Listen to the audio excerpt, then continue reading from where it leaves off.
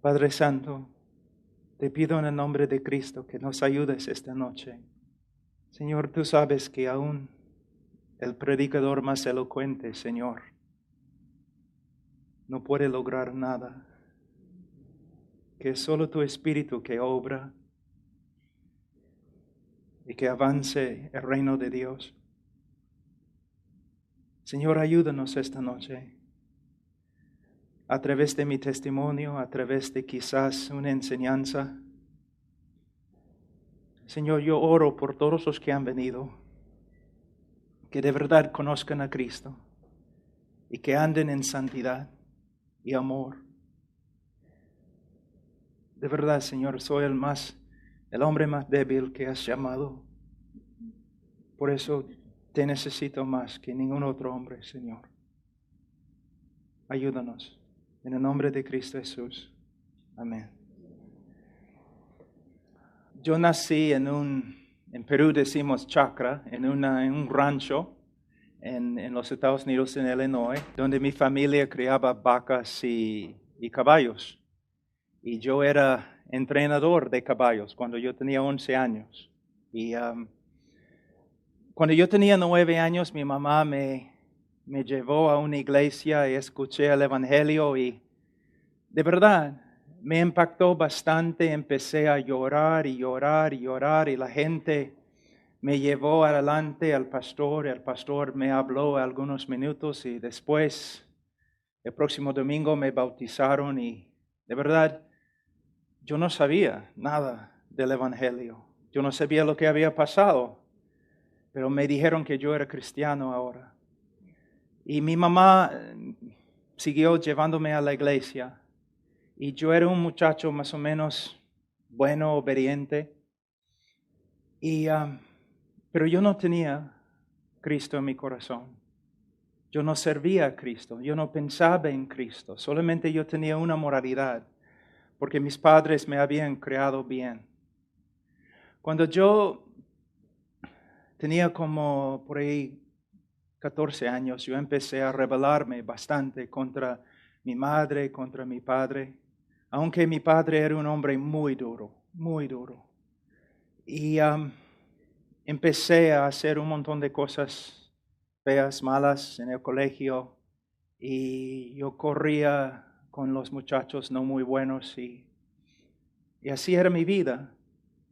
Cuando yo tenía 17 años, yo era el líder del equipo de básquet y otras cosas, atleta. También yo estudiaba bastante en el colegio y yo sacaba buenas notas. Era presidente de la sociedad de honores y cosas así. Pero cuando yo tenía 17 años, mi papá y yo estábamos trabajando en el rancho, arreglando un cerco. Y estábamos hablando y caminando y trabajando y de repente él gritó bien fuerte. Y agarré a mi papá y caímos al suelo y él murió de un infarto allí. En ese momento yo me di cuenta de algo muy importante, que los hombres mueren. Mi papá era mi héroe, era un hombre grande, fuerte, un éxito, un hombre muy inteligente. Teníamos un rancho, una casa bonita, caballos, vacas, un montón de cosas. Mi papá era un éxito. Pero ese día me di cuenta que no importa, los hombres mueren. Y yo sabía, si soy un hombre inteligente voy a morir. Si soy un hombre rico voy a morir. Si un día encuentro a una esposa que amo, no importa, voy a morir. Si tengo hijos voy a morir. Y en ese momento mi vida de verdad empezó a cambiar. Yo perdí esperanza y rumbo. Yo seguía con mis estudios y todo, pero yo siempre tomaba. Yo estudiaba toda la noche, todo el día, fin de semana, yo estaba tomando. Muchas veces pasando por exámenes, sacando buenas notas, pero borracho. Y me burlaba de todo. Porque yo pensaba, ninguna cosa tiene importancia, nada. Si llego a ser abogado, me fui a la Universidad de Texas para estudiar. Si llego a ser abogado y soy un éxito, no importa, voy a morir. Y en esa época también yo era pesista. No se nota ahora, pero en ese tiempo sí. Y yo tomaba bastantes drogas y esteroides. Y yo siempre andaba así, muy tenso, enojado, dispuesto a pelear. Y una noche en mi departamento en la Universidad de Texas, yo estaba ahí sentado en mi cama, como la 1 de la mañana, y yo estaba pensando así, yo tenía un montón de esteroides en mi mano, y yo estaba pensando, mi vida es un desastre. Y una palabra que yo repetía, mi vida es miserable, miserable, miserable, miserable. Y de repente alguien tocó el timbre de mi departamento. Yo estaba pensando, la 1 de la mañana. ¿Quién puede ser?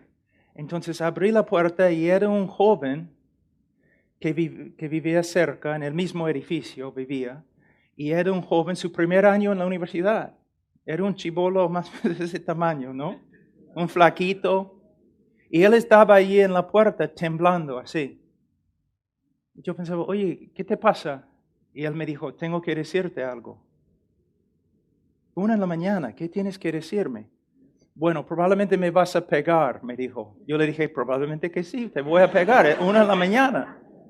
Entonces, él dijo, Dios me ha dado un mensaje para ti. Yo le miré, ¿qué? ¿Dios qué? Dios, 2 semanas, él me dijo, 2 semanas. Dios está diciéndome que debo venir aquí y contarte algo. Y yo pensaba de verdad que el joven era loco. Entonces, burlándome de él, yo le dije, ok, está bien. ¿Cuál es el mensaje de Dios para mí? Y él dijo, que eres miserable. Tu vida es un desastre. Y tú necesitas someter tu vida a Cristo. Entonces yo estaba pensando, pero hace 5 minutos yo estaba ahí en mi cama diciendo lo mismo. Ahora este chico me está diciendo lo mismo. Yo estaba pensando, quizás él estaba escuchando por la pared. Y entonces, él habló conmigo hasta las 4 de la mañana acerca de Cristo. Y yo le di todas las excusas, ¿no? Una parte de mi familia era bautista, otra parte de mi familia católica. Entonces yo le dije, mira, yo conozco la iglesia católica, yo conozco la iglesia bautista, evangélica, todos son hipócritas, tu religión es falsa. Y él me dijo, no estoy hablando de una religión, estoy hablando de una persona. Y su nombre es Jesús de Nazaret. Y tú tienes que tomar una decisión. ¿Quién es? Yo nunca había escuchado a una persona hablando así. Entonces, yo empecé a pensar en lo que él me había dicho y como 2, 3 semanas, simplemente pensando de vez en cuando acerca de Jesús, ¿quién es? Y mi mamá había puesto una Biblia, había metido una Biblia en mi maleta, ¿no? Entonces yo estaba buscando por todas mis cosas para tratar de encontrar la Biblia. Entonces encontré la Biblia y abrí la Biblia a Salmo 103, donde dice que el hombre es como el pasto, ¿no? Está aquí un momento, el próximo momento, no. Y todos se olvidan de él cuando muere. Y me enojé porque yo dije, casi la primera vez que yo había orado en años, yo dije, gracias Señor. Yo sé que así es el hombre. Pero ¿cuál es la respuesta? Entonces dejé la Biblia ahí en la cama y salí, hice algunas cosas y regresé. Y luego volví a la Biblia. Vamos a Salmo 103. Dice en versículo 15, el hombre como la hierba son sus días, florece como la flor del campo, que pasó el viento por ella y pereció, y su lugar no la conocerá más. Y yo, como dije, al Señor, Señor, ya, yo sé lo que es el problema, pero ¿cuál es la respuesta? Y cuando volví a leer la Biblia de nuevo, versículo 17, mas la misericordia de Jehová es desde la eternidad y hasta la eternidad sobre los que le temen. Y la palabra eternidad es lo que me agarró, me hizo pensar, eternidad. La cosa que yo estaba buscando, eternidad. Que uno puede vivir para siempre. Que la muerte no tiene la palabra final. Entonces, como brotó dentro de mí una esperanza, caramba, quizás hay algo acá. Entonces empecé a hacer preguntas, ¿no? ¿Pero quién es Jesús? Y empecé a leer el camino, la verdad, la vida. Él que murió por mis pecados. Y yo sabía que yo era un pecador muy grande, una persona horrible. Y un día, algunas semanas después, yo estaba estudiando allí en la biblioteca de la Universidad de Texas y con un equipo que trabajaba conmigo. Nosotros habíamos formado equipos para hacer una competencia, un equipo contra el otro equipo. Yo estaba estudiando para ser abogado en el campo petrolero. Entonces teníamos equipos de estudiantes, una competencia. Entonces yo estaba con mi equipo y estábamos haciendo copias de diferentes mapas y cosas del campo petrolero. Y una chica que estaba en mi equipo se me acercó y me dijo, oye Pablo, este viernes voy a tener una fiesta, tú debes venir. No, todos mis amigos sabían que yo era pecador y que yo tomaba bastante. Pero yo había llegado a tal punto que yo no iba a fiestas ni nada. Solamente viernes, sábado yo iba a una taberna y yo tomaba. Yo no quería hablar con nadie. Entonces ella se me acercó y me dijo, ¿por qué no vienes a mi fiesta? Yo le dije que no voy a ir. Ella dijo, ¿por qué? Y les digo la verdad, yo no, sin pensar, yo le dije, no voy a ir a tu fiesta porque ahora yo creo en Cristo, soy cristiano, soy su discípulo y yo voy a seguir a Cristo. Y ella me miró así. Y todos mis amigos que estaban ahí estaban mirándome así. Y en ese momento es como una luz. ¡Pau! Y yo pensé, sí, es exactamente lo que voy a hacer. Yo creo en Cristo. Yo creo en Cristo. Yo creo en Él. Él murió por mí. Él me ama. Yo sé, mis pecados ya no están. Soy salvo. Tengo vida eterna. Yo sabía en ese momento que el Señor me había salvado. Entonces yo tenía miedo porque de verdad yo no sabía cómo interpretar lo que me había pasado. Entonces yo salí de la biblioteca casi corriendo. Y cuando llegué a la puerta de la biblioteca, una chica estaba entrando que era cristiana. Ella había estado orando por mí como seis meses con otros chicos en el mismo departamento donde yo vivía, el edificio. Y ella me miró y me dijo, Pablo, ¿qué? ¿Qué te ha pasado? ¿Qué estás diciendo? Tu cara. Entonces me asusté. De verdad, me asusté. Yo salí corriendo, yo tenía que buscar al chico que estaba ahí, que me había testificado. Y le encontré en el edificio donde yo vivía. Y yo le dije, Mike, no sé lo que me ha pasado. Y él dijo, ¿qué? Lo único que sé es que yo creo en Cristo. Mis pecados son perdonados. Yo no soy el mismo hombre. Yo no soy el mismo hombre. Yo no soy Pablo Washer. Explícame, ¿qué me ha pasado? Entonces me llevó a un alumno, a un estudiante ahí en la universidad que le estaba discipulando, un texano bien grande. Y él habló con el texano y dijo, oye, Pablo tiene algo que quiere decirte. Y él me dijo, ¿qué? ¿Qué, Pablo? Mira, yo no sé lo que me había pasado. Yo estaba en la biblioteca.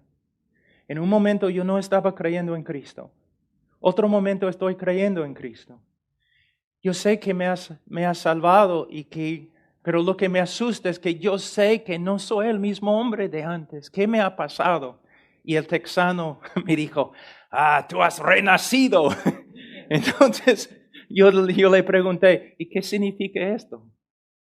Y él empezó a explicarme las escrituras y me compraron una Biblia el próximo día y me entregaron la Biblia y yo empecé a llevar la Biblia allí a mis clases y todos mis amigos, al principio ellos pensaban que yo estaba burlándome del cristianismo, porque yo me burlaba de todo.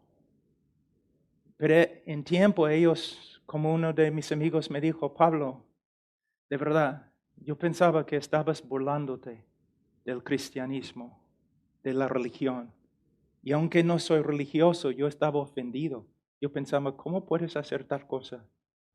Pero ahora entiendo, de verdad tú lo crees, ¿no? Sí, lo creo. Y el primer día después de convertirme, el próximo día, yo estaba pasando por la universidad y había un lugar allí donde todos podían predicar, ¿no? Y yo pasaba por allí y había un grupo de gente muy grande y un hombre predicándoles. Entonces yo estaba ahí escuchando, pero él estaba predicando contra Cristo, que Cristo era falso, que la ética, ¿no?, cristiana era falsa. Y no sé lo que me pasó, porque mayormente yo no hablaba mucho a personas, pero me enojé. Y pasé por el grupo y empecé a hablar con el hombre ante todos, diciendo, eres mentiroso, falso profeta, Cristo vive, ha resucitado, vive dentro de mí, me ha cambiado. Mi primer sermón. Y yo era un hombre pecador. Yo solamente pensaba en mí. Como decimos en Perú, yo pensaba que yo era lo máximo. Y egoísta, solamente me amaba. Las otras personas no me importaban. Y yo era probablemente el mentiroso más grande que ha vivido en la tierra. Y yo podía mentir. Una vez después de mentir a una persona, un amigo que estaba conmigo me dijo, Pablo, tú me asustas. Porque yo sabía que estabas mintiendo y todavía te creía. Y yo era. Y después de convertirme, muchas cosas cambiaron al toque cambiaron. No tomé más cerveza o licor, no me emborraché. Las lisuras, las palabras feas, no más. Pero les digo que luché con la mentira. Pero la diferencia es, antes yo podía mentir y no me afligía mi conciencia. Pero después de convertirme, una mentira de este tamaño, como el martillo del Señor en mi cabeza, en mi corazón, como una espada pasando por mi corazón, y yo tenía que regresar a varias personas y decirles, yo te mentía, yo era mentiroso. Entonces se nota ahí la conversión de una persona, como el Señor obra en su corazón y Él llega a ser una persona nueva, con una nueva naturaleza. Que el cristiano sí todavía peca, pero no puede vivir en pecado. Y ahora también el Espíritu Santo y la providencia de Dios obrando en su vida no permite que viva en pecado. Entonces, el Señor empezó en su amor y su sabiduría a disciplinarme. Como dice en Ezequiel 36, después de quitar el corazón de piedra y después de poner en su lugar un corazón de carne, el Señor también comenzó a limpiarme de mi idolatría y de mis inmundicias. Y hasta el día de hoy, si tú me preguntas, Pablo, describe tu vida cristiana. La providencia de Dios conformándome a la imagen de Cristo.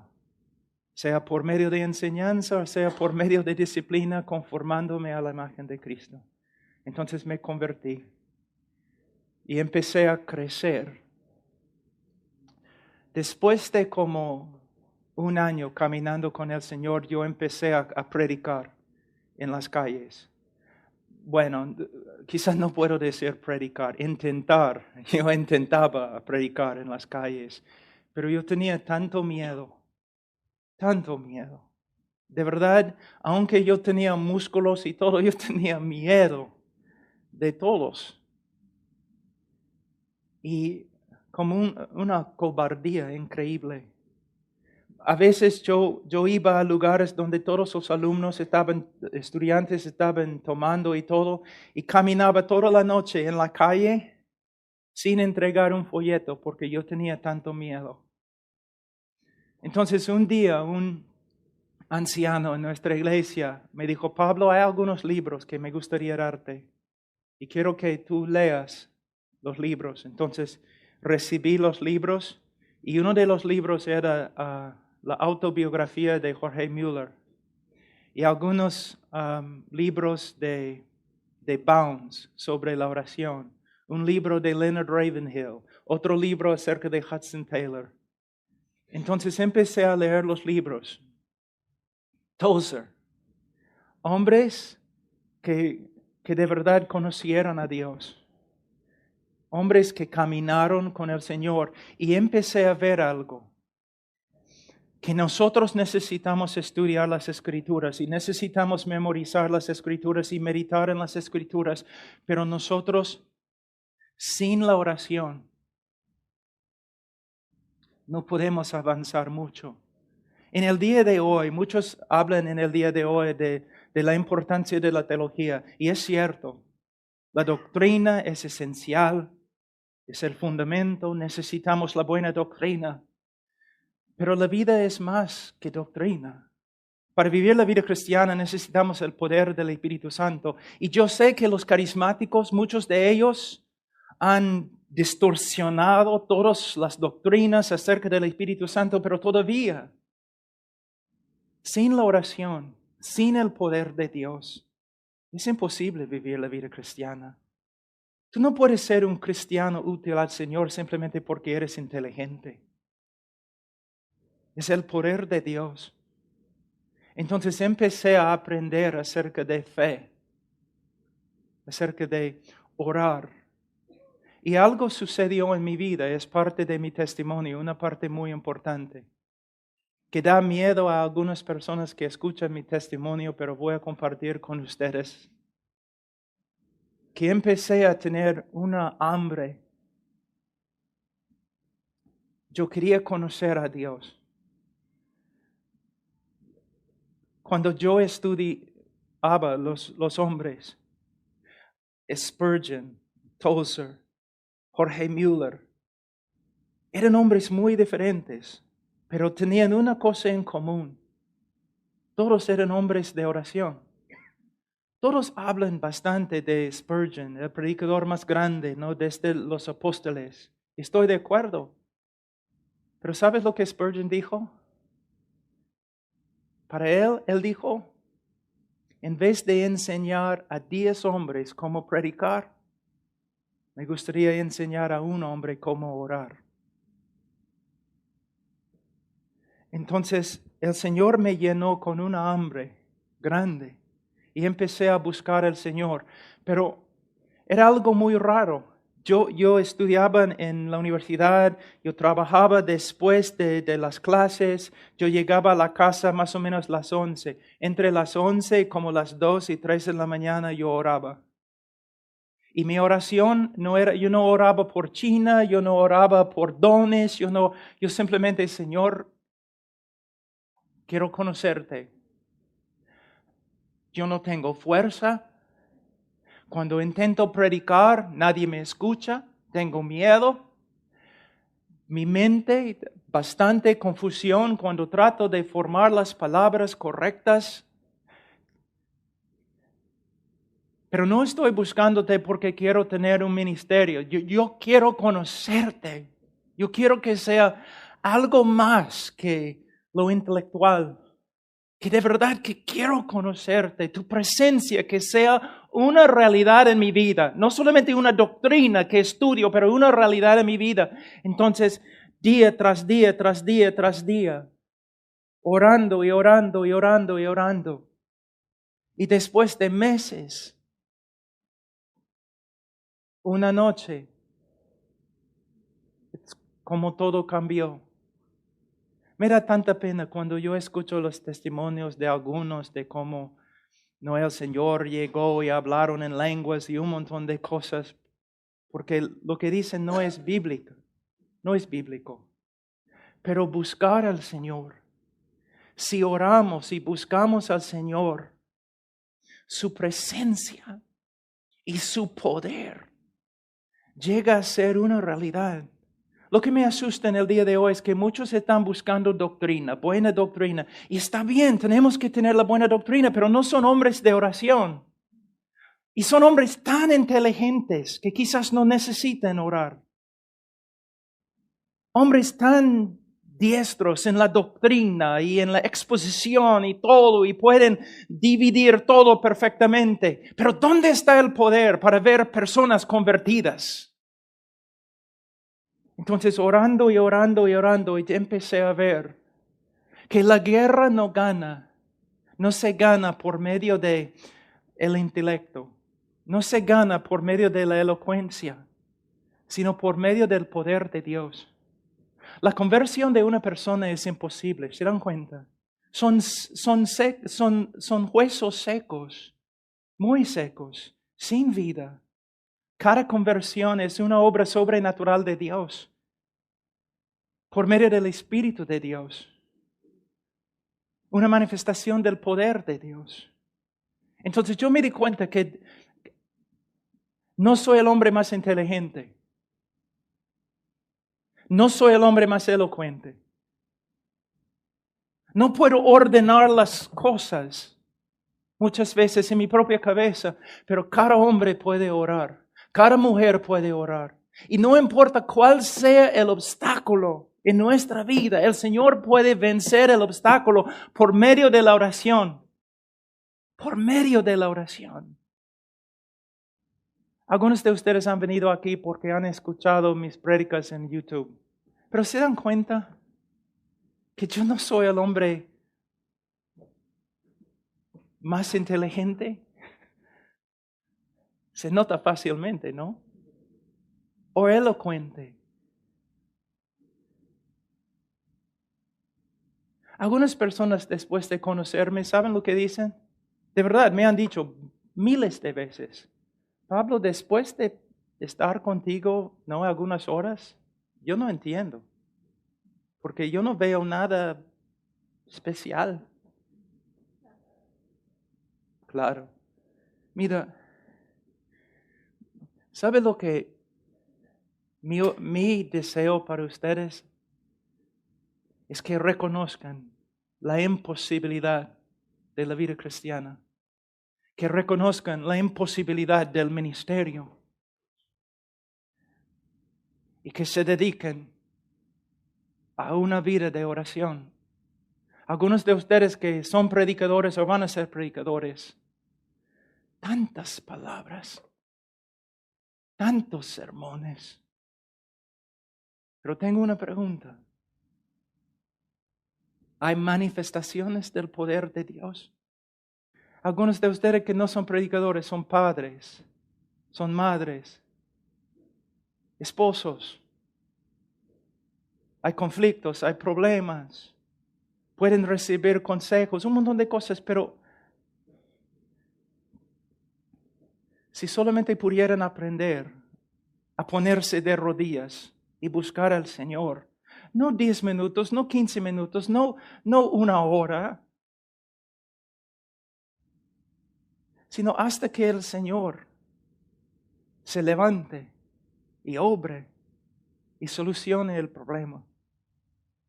La oración. Cuando fui al Perú, después de predicar allí algunos meses, yo salí no de un seminario como lo que ustedes tienen acá. Yo salí de un seminario más o menos liberal.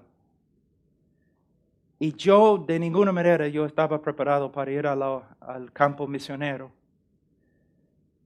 Y empecé a predicar. El Señor de verdad me usó, personas se convirtieron. Pero yo podía ver también que había problemas con el evangelio que yo predicaba, con mi manera de tratar a las personas que venían a mí, mi capacidad de aconsejar y todo, que de verdad, aunque yo sabía muy bien griego y hebreo, yo no había estudiado la Biblia mucho. Entonces empecé a estudiar la Biblia en Perú.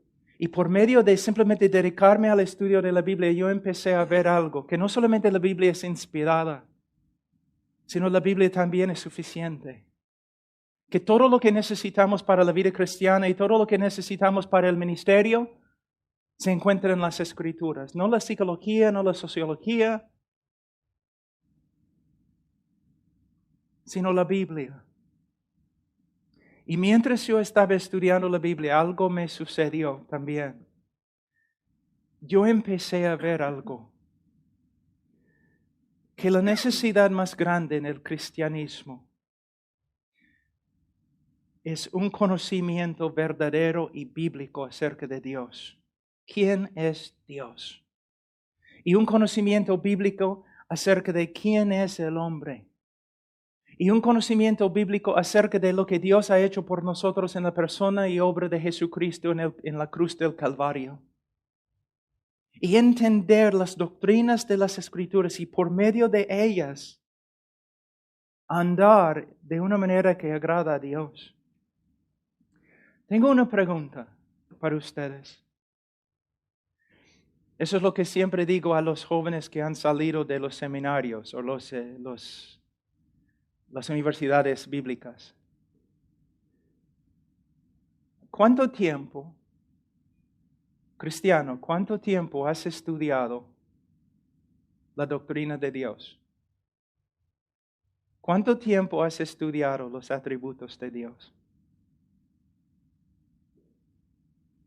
Muchos de ustedes están pensando, mirando así. Casi nunca. ¿Cuál es el conocimiento más importante del cristiano? El conocimiento de la persona de Dios. Un joven va a una universidad bíblica, a un instituto bíblico. Mayormente, 2 semanas, 3 semanas, 2 meses estudiando los atributos de Dios y nada más. Va al seminario, estudia quizás 4 meses los atributos de Dios, casi nada más. Saca su PhD y muchas veces no estudia mucho acerca de la doctrina de Dios y va a su iglesia, casi nunca predica sobre los atributos de Dios. ¿Cuál es el problema en la iglesia? El pueblo de Dios es ignorante de la persona de Dios y sus obras. Algunos de ustedes, mira, se dan cuenta de que deben amar a Dios más que aman a Dios, ¿no es cierto? Cuando un predicador te dice que debes amar a Dios más, tú debes responder así. Está bien, enséñame cómo. Y vas a ver la cara del pastor, ¿no? ¿Qué hago? ¿Cómo puedes crecer en el amor de Dios? ¿Cómo? Todos nosotros nos damos cuenta que debemos crecer en el amor de Dios, pero ¿cómo? Bueno, yo les voy a dar la respuesta. Yo soy casado ahora 21 años con mi esposa, Charo. Yo la amo mucho más ahora que cuando nos casamos. ¿Por qué? Porque yo conozco más de sus virtudes. Y sus virtudes me animan a amarla más. Lo que puedo ver de ella resulta en más amor en mi corazón por ella. Entonces, ¿cómo puedes amar a Dios más? Por medio de conocer las virtudes de Dios. Por medio de crecer en tu conocimiento de Él. Y mientras creces en el amor de Dios, mientras creces en el conocimiento de Dios, vas a crecer también en tu amor por Dios. Entonces, ¿cuál es nuestra necesidad? Conocimiento estudiando la doctrina, estudiando las Escrituras, estudiando la persona de Dios, la obra de Cristo, la revelación más grande de Dios a través de Cristo, y viviendo de rodillas, viviendo en oración. Ahora tengo algún tiempo todavía y les voy a, en vez de compartir mi testimonio, les voy a enseñar de las Escrituras.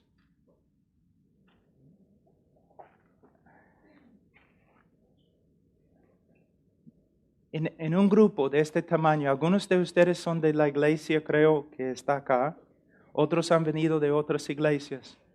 Tengo una pregunta, ¿eres cristiano? ¿Conoces al Señor? Que tengo una pregunta, ¿cómo sabes? Porque te das cuenta que más que 60% de los norteamericanos se creen cristianos.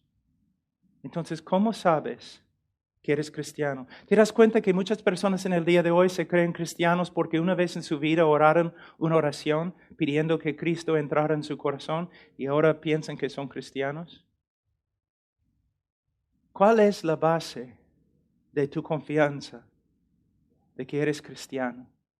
Ahora vamos a ver en las Escrituras. Vamos a ir a 1 de Juan capítulo 5. Él dice en 1 de Juan capítulo 5, versículo 13, estas cosas os he escrito a vosotros que creéis en el nombre del Hijo de Dios, para que sepáis que tenéis vida eterna y para que creáis en el nombre del Hijo de Dios. Ahora, en el Evangelio de Juan, Él nos dice el propósito de lo que escribió, para que todos creyeran en Cristo, que Él es el Salvador del mundo, el Hijo de Dios. Ahora Él nos dice por qué ha escrito 1 de Juan. Para dar confianza o seguridad de salvación a los que de verdad creen. Ahora, ¿cómo va a hacerlo? Va a hacerlo por medio de darnos varias pruebas. Y nosotros podemos comparar nuestras vidas a lo que Juan ha escrito acá para ver si de verdad tenemos vida eterna. Esta noche no tenemos tiempo para estudiar todo el libro, pero vamos a pasar por algunas pruebas muy importantes. Juan va a darnos algunas características de lo que es un cristiano verdadero y tú debes comparar tu vida a lo que Juan dice. Vamos a empezar en capítulo 1.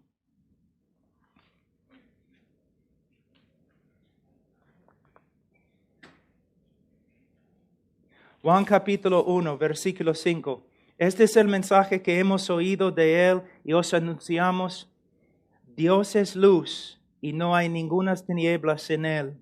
Si decimos que tenemos comunión con Él y andamos en tinieblas, mentimos y no practicamos la verdad. Pero si andamos en luz como Él está en luz, tenemos comunión unos con otros y la sangre de Cristo, su Hijo, nos limpia de todo pecado. Ahora, Él dice Dios es luz. ¿Qué significa? Muchos cuando leen este texto piensan automáticamente, bueno, significa que Dios no peca, que Dios es santo. Y la idea se encuentra allí, pero yo quiero que tú pienses en otra cosa. Cuando Él está hablando de luz, Él está hablando también de la revelación de Dios. ¿Cómo? Es muy posible que había un grupo de falsos profetas que habían entrado en la iglesia y ellos estaban enseñando que Dios era más o menos esotérico, que Él era oscuro, escondido, que nadie podía conocer a Dios o conocer su voluntad. Que solamente los maestros, ¿no? Super espirituales, los falsos profetas tenían la respuesta de quién es Dios, pero el cristiano común y corriente no podía saber. Y Juan está diciendo algo muy importante, que no, es una mentira. Dios es luz. Dios se ha revelado a nosotros. Dios nos ha mostrado quién es y también nos ha mostrado su voluntad. Entonces, ¿qué significa?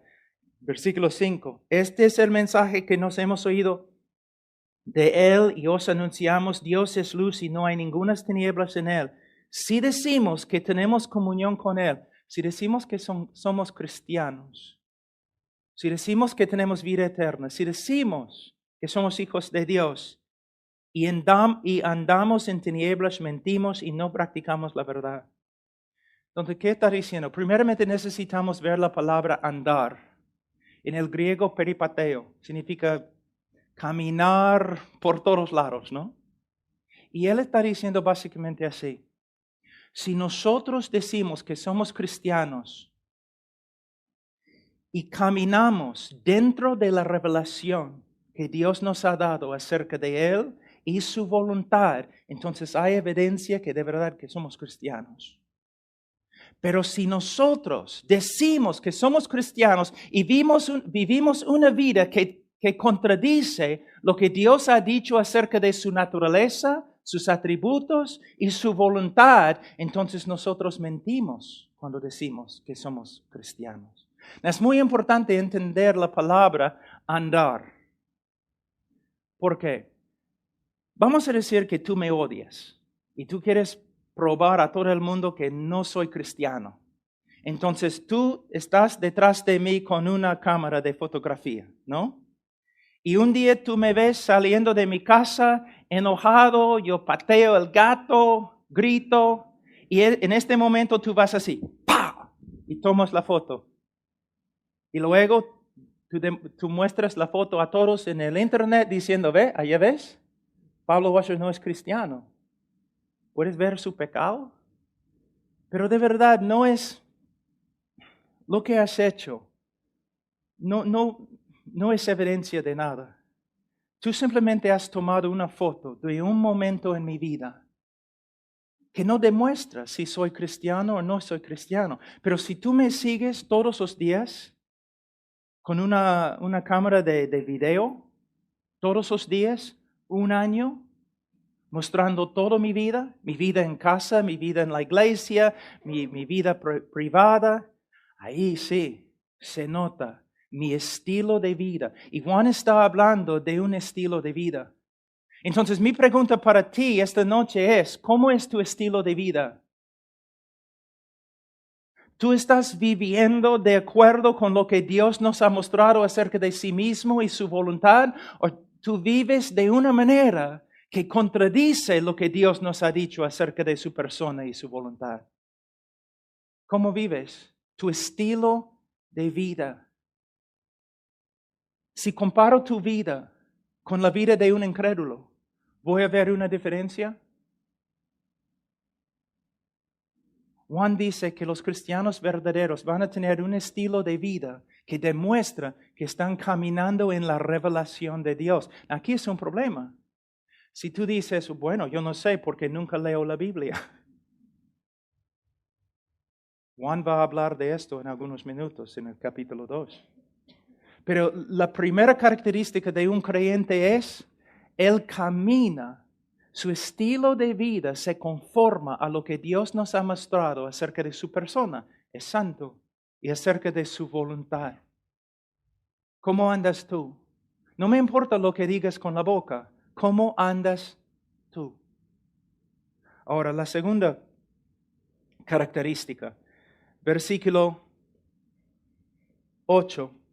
Si decimos que no tenemos pecado, nos engañamos a nosotros mismos y la verdad no está en nosotros. Si confesamos nuestros pecados, Él es fiel y justo para perdonar nuestros pecados y limpiarnos de toda maldad. Si decimos que no hemos pecado, le hacemos a Él mentiroso y su palabra no está en nosotros. ¿Qué significa?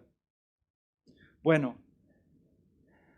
una de las características principales de un cristiano verdadero es que él reconoce el pecado en su vida, confiesa su pecado y se arrepiente de su pecado.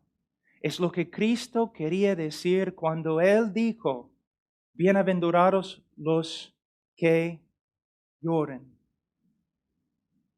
los que reconocen su pecado. ¿Qué significa confesión? Confesión proviene de la palabra griega homologeo. ¿Y qué significa? Significa hablar la misma cosa. Entonces, ¿qué significa?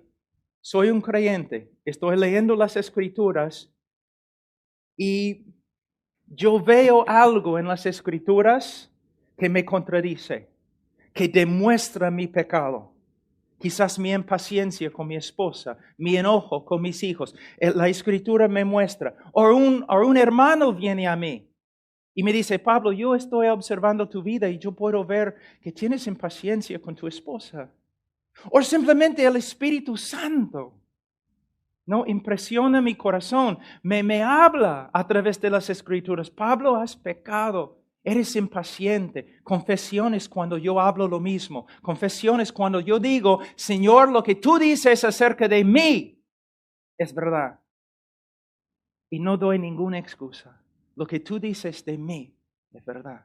Una de las características principales del creyente es que él reconoce su pecado. Él confiesa su pecado. Él se arrepiente de su pecado. Y la vida cristiana es como, creo que la palabra en español, una paradoja, en que de una forma somos un pueblo que llora, pero a la vez somos el pueblo más alegre del mundo. ¿Y cómo puede ser? Así es, mira, cuando Jesús dijo en Marcos capítulo 1, versículo 15, ¿no? Que el Evangelio, creo en español, el Evangelio ya, el reino ha llegado, el Evangelio se ha predicado, que todos deben arrepentirse y creer el Evangelio. Arrepentirse y creer se encuentra en el tiempo presente en griego. Entonces, él está hablando de un estilo de vida, que la vida cristiana es el arrepentimiento continuo y fe continuo. ¿Y cómo funciona? Bueno, funciona así. Soy un incrédulo y un día alguien me predica el Evangelio. Entonces, a través de la revelación, la iluminación del Espíritu Santo, yo veo a Dios como nunca. Yo veo su santidad, yo veo su justicia. Y a la luz de su justicia y su santidad, yo veo mi pecado. Y yo me quebranto como nunca. Tristeza. Pero no una tristeza hacia la muerte. Porque mientras me arrepiento, también Dios me revela su gracia a través de Cristo y yo encuentro el perdón en Él. Entonces, aunque estoy quebrantado con respecto a mi pecado, también me alegro en la gracia de Dios a través de Cristo. Ahora soy cristiano y mi vida es una continuación de lo que yo he descrito. ¿Cómo? Mientras estoy creciendo como un creyente, yo estoy viendo más y más de quién es Dios, más y más de su santidad, de su justicia. Y también veo más y más de mi pecado, mis fallas. ¿Y qué pasa? Mi quebrantamiento es más y más profundo, pero a la vez estoy viendo más y más de la gracia de Dios. ¿Y qué pasa? Más y más gozo, no en mí mismo, no en mis obras, sino en quién. En Dios y la gracia que Él me ha revelado a través de su Hijo Jesucristo. Entonces, esa es la vida cristiana. En Rumania, los cristianos, cuando la gente quiere burlarse de los cristianos, dicen que ellos son los arrepentidos. Pero así son los creyentes. Pero muchos se arrepienten sin esperanza, porque no conocen a Cristo, solamente ven su pecado. Pero nosotros, los cristianos verdaderos, siempre estamos arrepintiéndonos, pero a la vez siempre estamos creciendo en gozo, porque nuestra confianza en Cristo crece. Entonces, una característica del cristiano verdadero es que siempre está reconociendo su pecado. Siempre está confesando su pecado. Ahora vamos a otra característica. Capítulo 2, versículo 3. En esto sabemos que nosotros le conocemos y guardamos sus mandamientos. Mira lo que está diciendo. ¿Cómo sabemos que somos creyentes? Porque guardamos sus mandamientos. Ahora quizás estás pensando, entonces Pablo, ninguna persona puede tener esperanza porque todos nosotros fallamos en la obediencia. Pero tienen que darse cuenta de nuevo que él está hablando de ¿qué? Un estilo de vida. Voy a explicarlo así. Muchas personas vienen a mí diciendo, Pablo, yo tengo una nueva relación con Dios. Entonces yo siempre les pregunto, entonces, ¿tienes una nueva relación con el pecado? Porque si no tienes una nueva relación con el pecado, si tu relación con el pecado no ha cambiado, tu relación con Dios no ha cambiado. También les pregunto, tú dices que tienes una nueva relación con Dios, gloria a Dios, pero ¿tienes una nueva relación con sus mandamientos? Porque si no tienes una nueva relación con sus mandamientos, no tienes una nueva relación con Él. Entonces, ¿qué está diciendo? Que el creyente verdadero tiene, de verdad, una nueva relación con los mandamientos de Dios. ¿Un incrédulo piensa en los mandamientos de Dios? No. ¿El incrédulo ve la importancia de los mandamientos? No. Cuando un incrédulo desobedece los mandamientos de Dios, ¿se quebranta? No. Pero el creyente, sí. Ahora, el creyente quiere saber lo que Dios ha mandado. El creyente quiere conocer la voluntad de Dios. El creyente quiere obedecer a Dios. El creyente crece en su poder de obedecer a Dios. Y cuando el creyente no obedece a Dios, se arrepiente. Ahora tengo una pregunta para ti. ¿Cuál es tu relación? Describe tu relación con la palabra de Dios. Me da mucho miedo cuando aún los creyentes, supuestamente creyentes, en iglesias bíblicas, nunca abren sus Biblias y solo tienen una Biblia en la mano cuando van a la iglesia. Cuando escuchamos estas cosas, debemos tener miedo. ¿Te das cuenta? Si la única relación con la palabra de Dios que tú tienes es domingo, no.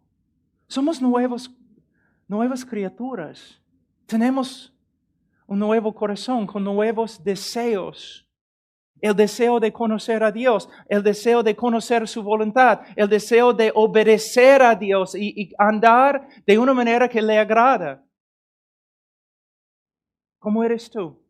¿Cómo eres tú? Tu relación con la palabra de Dios, ¿cómo es? Algunos de ustedes son creyentes, pero han descuidado gravemente la palabra de Dios. Les digo que en el día de hoy el Señor no va a juzgarte y aprobarte simplemente porque estás en una iglesia bíblica. El Señor te va a juzgarte por tus acciones. Cristiano, debes dejar de descuidar la palabra de Dios. Debes darse cuenta que es un error, es un pecado grave descuidar la palabra de Dios, no estudiar la palabra de Dios, no memorizar la palabra de Dios, no meditar en la palabra de Dios, no dirigir tu familia por medio de la palabra de Dios. Es un pecado grave. Y si eres cristiano, arrepiéntete, deja de hacerlo. Pero algunos de ustedes nunca estudian la palabra de Dios porque quizás todavía no conozcan su autor. Solamente cristiano por nombre, por nombre. Quizás tú te crees cristiano porque tú dices aleluya siempre. O siempre estás diciendo Dios te bendiga, gloria a Dios. Pero eso no significa nada. La evidencia de tu cristianismo es la obra de Dios en tu vida, que se manifiesta a través de tus acciones. Entonces, el cristiano verdadero, él quiere saber lo que Dios ha dicho, quiere obedecer a Dios y se arrepiente cuando no obedece a Dios. Ahora vamos a versículo 6, capítulo 2, versículo 6. El que dice que permanece en él debe andar como él anduvo. Y tú dices, ¿quién anda como Cristo anduvo? ¿Cómo puede esto ser una característica del cristianismo verdadero? De nuevo, tienes que pensar en el estilo de vida. Estilo de vida. Ahora, ¿cómo? Les voy a dar una ilustración. Cuando yo era niño, Yo quería ser como mi papá, de verdad. Yo quería ser como él. Yo hacía todo como él. Él era muy grande, yo un chibolo de ese tamaño. Pero yo quería ser como él. Y nosotros en el invierno teníamos que dar agua a las vacas, a los caballos, porque el lago estaba totalmente congelado. Entonces mi papá era un hombre tan grande y fuerte, no un balde así de agua, otro balde así de agua, y caminando así por la nieve, ¿no? Y yo era más o menos ese tamaño, pero yo quería ser exactamente como él. Entonces yo agarraba también el agua así, con las dos manos, levantando así. Y yo trataba de poner mi pie en sus, creo que pisadas, ¿no? Huellas, así, caminando. Como una araña borracha, ¿no? Una persona mirándome había pensado, este chico está loco. Este niño no puede ser como su papá. Pero nadie había dudado que yo quería ser como él. Se notaba en mi estilo de vida, aunque yo no podía alcanzar la fuerza de mi papá, yo no podía hacer lo que él hacía, como él hacía perfectamente. Se notaba que yo, en mi corazón, mi deseo más grande era imitar a mi papá. Tengo una pregunta, cuando una persona te mira, está pensando, caramba, este hombre quiere imitar a Jesús. O quieres imitar a una estrella de cine, o un futbolista, o un hombre rico, o un hombre mundano, o una chica mundana y famosa. ¿A quién estás imitando? Mira, no estoy predicando solamente para predicar, ¿te das cuenta? Estoy preguntándote, ¿a quién estás imitando? Tú tienes que contestar la pregunta. Si una persona está observando tu vida, ¿qué va a decir de ti? Va a decir, caramba, este hombre, estudiando la Biblia, tratando de caminar de una forma diferente, todos se burlan de él, pero él sigue adelante. ¿Qué van a decir de ti? ¿O no van a reconocer ninguna diferencia entre tú y los incrédulos alrededor de ti?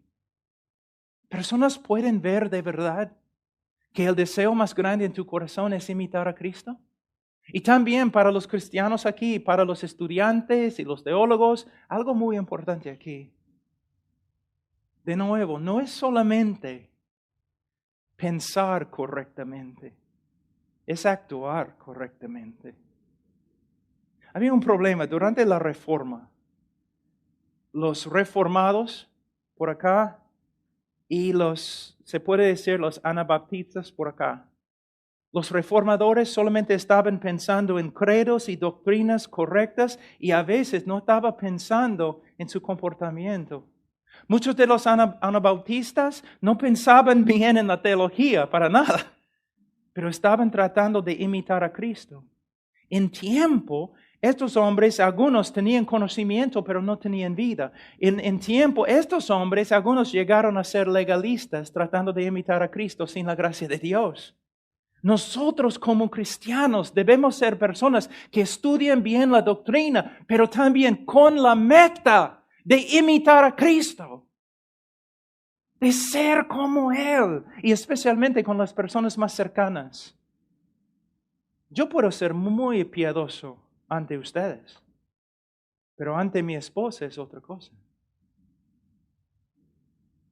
Después de 30 años de ser cristiano, yo amo la teología, yo leo la teología, pero mi meta más grande, yo leo la teología para que yo pueda imitar mejor a Jesucristo, su carácter. Ahora, una pregunta, tu estilo de vida, ¿a quién estás imitando? ¿A quién? Ahora vamos a otra característica de un cristiano, quizás la característica más importante. Dice en capítulo 2, versículo 8, o versículo 7, hermanos, no os escribo mandamiento nuevo, sino el mandamiento antiguo que habéis tenido desde el principio. Este mandamiento antiguo es la palabra que habéis oído desde el principio. Sin embargo, os escribo un mandamiento nuevo que es verdadero en él y en vosotros, porque las tinieblas van pasando y la luz verdadera ya alumbra. Juan, ¿qué estás diciendo? ¿Estás escribiendo un mandamiento antiguo? ¿Y no estás escribiendo un mandamiento antiguo? ¿Es antiguo? ¿Es nuevo? ¿Qué estás diciendo, Juan? Básicamente, él va a hablar del mandamiento de amar. Y lo que él está diciendo es, este mandamiento ha existido desde el comienzo. Podemos ver el amor de Dios desde el comienzo de las Escrituras, especialmente en el libro de Deuteronomio. Es un mandamiento antiguo, entonces, pero también es un mandamiento nuevo. ¿Cómo? Una nueva revelación de Dios a través de la persona y obra de Cristo. Dios siempre nos ha dicho que debemos amar, pero con la llegada del Mesías, con la llegada de Cristo, con la luz que venía con Él, ahora podemos ver el amor de Dios y el amor que nosotros debemos imitar en una luz totalmente diferente, más grande, más superior. Cristo nos ha mostrado de verdad cómo debemos amar. Ahora Él dice, versículo 9, el que dice que está en la luz y aborrece a su hermano está todavía en tinieblas. El que ama a su hermano permanece en la luz y en él no hay tropiezo, pero el que aborrece a su hermano está en tinieblas y anda en tinieblas y no sabe a dónde va porque las tinieblas le han cegado los ojos. ¿Ustedes se dan cuenta cuántas veces Juan se repite? ¿Por qué? Cuando un judío quiere enfatizar algo, aunque esté escribiendo en griego, él se repite. Él está diciendo, escúchame, si tú dices que amas a Dios, pero aborreces a tu hermano, tú no amas a Dios. Si tú amas a tu hermano, es evidencia que amas a Dios. La pregunta es, ¿quién es nuestro hermano? El fariseo preguntó, ¿no? El escriba, el abogado preguntó, ¿quién es mi prójimo? Bueno, en ese momento Jesús estaba diciendo todos. Pero aquí cuando Juan dice hermano, él está hablando específicamente acerca de otros cristianos. Una de las evidencias más grandes del cristianismo verdadero es que tú amas a los otros creyentes. Tú quieres estar con ellos. Tú quieres tener comunión con ellos. Tú quieres servir a ellos con obras prácticas. Por eso, a veces yo escucho a personas diciendo, bueno, yo soy creyente, pero ellos no son parte de ninguna iglesia y siempre hablan de los demás como hipócritas. Yo no voy a la iglesia, yo soy creyente, pero yo no voy a la iglesia porque la iglesia está llena de hipócritas. Una persona que habla así, está haciendo la obra de su padre, el diablo. De verdad. Porque está diciendo exactamente lo que el diablo dice. Antes de ser cristiano, en el gimnasio donde yo hacía ejercicios, había una iglesia enfrente y una calle muy pequeña, ¿no? Como quizás 4 metros y ahí la iglesia. Y los miércoles, cuando los cristianos llegaban a la iglesia, yo abría todas las ventanas del gimnasio y la puerta y yo tocaba la canción de AC/DC, Highway to Hell, el camino al infierno, burlándome de ellos. Pero ¿sabe qué? El momento que me convertí, yo quería estar con las personas de las cuales yo me burlaba. ¿Te das cuenta? El apóstol Pablo, él quería matar a los cristianos. Pero no podemos encontrar a ningún hombre que ama al pueblo de Dios como Pablo amaba al pueblo de Dios después de su conversión. En las Escrituras, nuestra relación horizontal con la iglesia es evidencia de nuestra relación vertical con Dios. Ahora, les voy a llevar a Mateo un ratito. Mateo 25.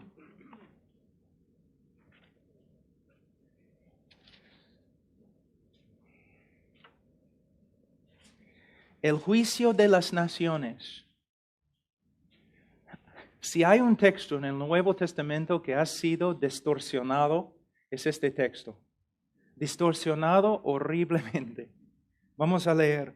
Versículo 31. Cuando el Hijo del Hombre venga, capítulo 25, Mateo, versículo 31. Cuando el Hijo del Hombre venga en su gloria y todos sus santos ángeles con él, entonces se sentará en su trono de gloria y será reunidas delante de él todas las naciones y apartará los unos de los otros como aparta el pastor las ovejas de los cabritos, y pondrá las ovejas a su derecha y a los cabritos a su izquierda. Entonces el rey dirá a los de su derecha: venid, benditos de mi Padre, heredad el reino preparado para vosotros desde la fundación del mundo, porque tuve hambre y me diste de comer, tuve sed y me diste de beber, fui forastero y me recogiste, estuve desnudo y me cubriste, enfermo y me visitaste, en la cárcel y viniste a mí.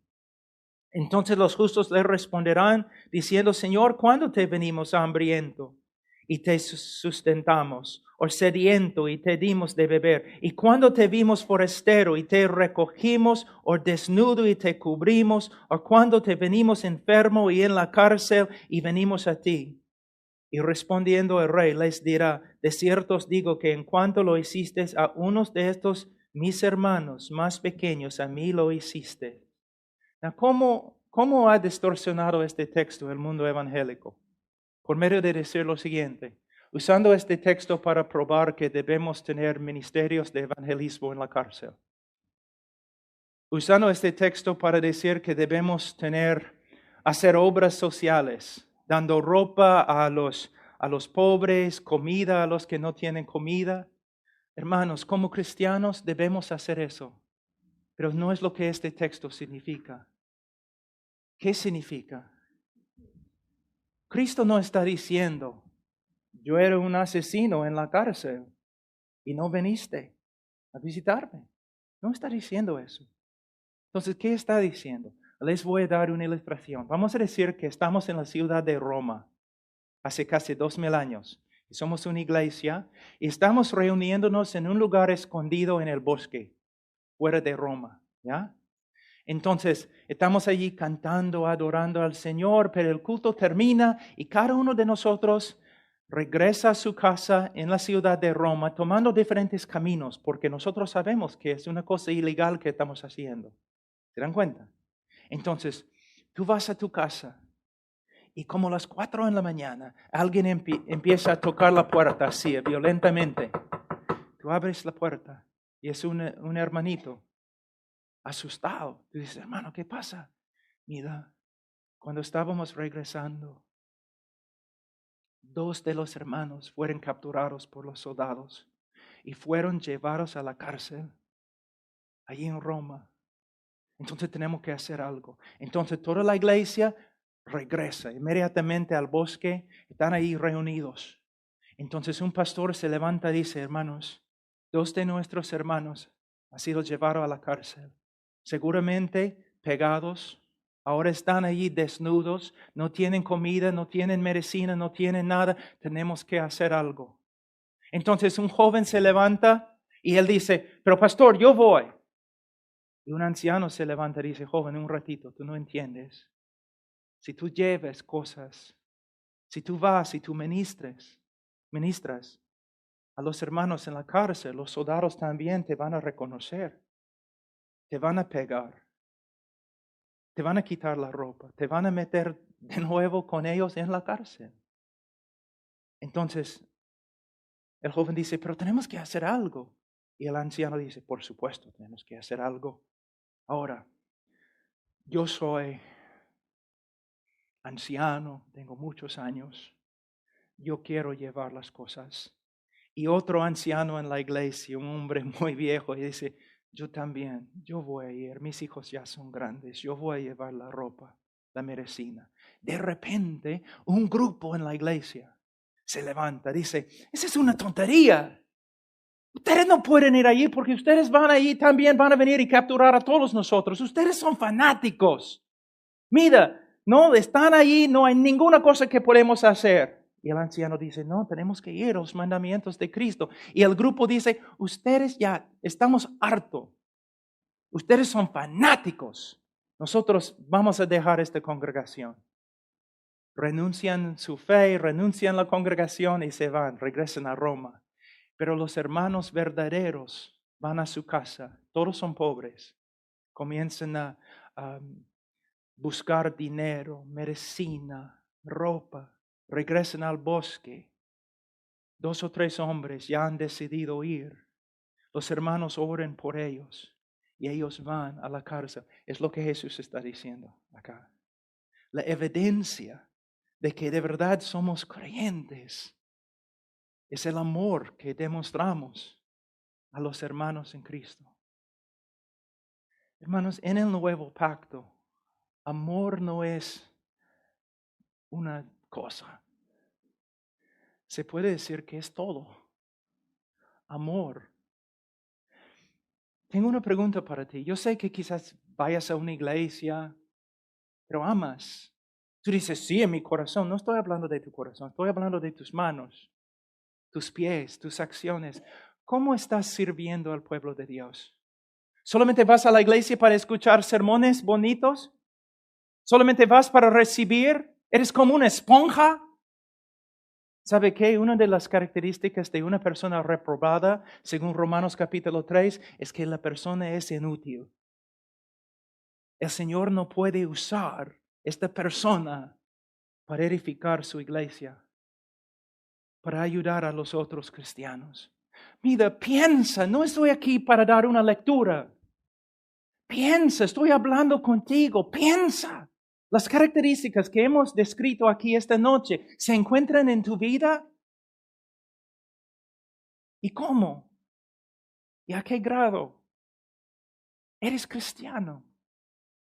Ahora, se puede, no tengo obviamente tiempo, pero se puede pasar por todo el libro de Primero de Juan. Y allí encontramos característica después de característica. Pero vamos a terminar con una característica muy rápido, porque es importantísimo. Primero de Juan.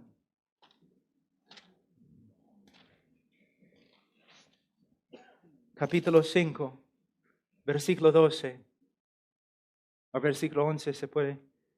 Y este es el testimonio que Dios nos ha dado vida eterna. Esta vida está en su Hijo. El que tiene al Hijo tiene la vida, y el que no tiene al Hijo de Dios no tiene la vida. Cuando yo estaba viajando acá en el avión, me senté al lado de una mujer y a un hombre. El hombre no quería escuchar nada, pero la mujer sí quería escucharme. Entonces yo empecé a hablarle el Evangelio. Y ella, yo creo que de verdad, ella, no, parece que es creyente. Pero yo le dije, mira, en mi misión que, que yo empecé, yo hablé así a propósito, en mi misión que yo empecé, nosotros damos comida a los niños en diferentes partes del mundo. Nosotros enseñamos a los niños gitanos cómo leer en Rumanía. Nosotros hacemos iglesias, apoyamos a cristianos que están siendo perseguidos, un montón de obras buenas que estamos haciendo. Y entonces le dije, ¿y si yo muriera ahora, yo iría al cielo? Pero no por causa de las cosas que mencioné. Yo voy a ir al cielo porque hace 2000 años el Hijo de Dios derramó su sangre por mí. Es el Hijo. Es el Hijo. No soy una persona religiosa. Y yo vengo de rancho, no tengo mucha cultura.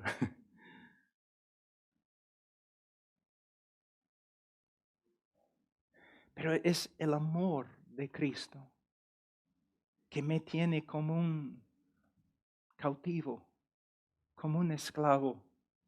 Y el conocimiento de que mis obras son como trapos de inmundicia. Y mi única esperanza es la persona de Jesucristo. No la moralidad, no la iglesia, no obras, nada. Todo es como, de verdad hermanos, como excremento. Soy salvo porque Cristo murió por mí hace 2000 años. Nuestra única esperanza. Pablo dice en el libro de Filipenses que los cristianos verdaderos son los que se glorían en Cristo, que se jacten en Cristo. Nuestra única esperanza es Cristo. Si tú vienes a un cristiano verdadero y tú dices, ¿sabe qué? Tú eres una persona tan linda, tantas buenas obras, tan buena eres. De verdad, tú vas a ir al cielo. Un cristiano verdadero sabe lo que va a hacer, cómo va a responder, va a vomitar, va a gritar, no, no, no. Él murió por mí. Él murió por mí. Nada más. Nada más. Me salva no por causa de mí, sino a pesar de mí.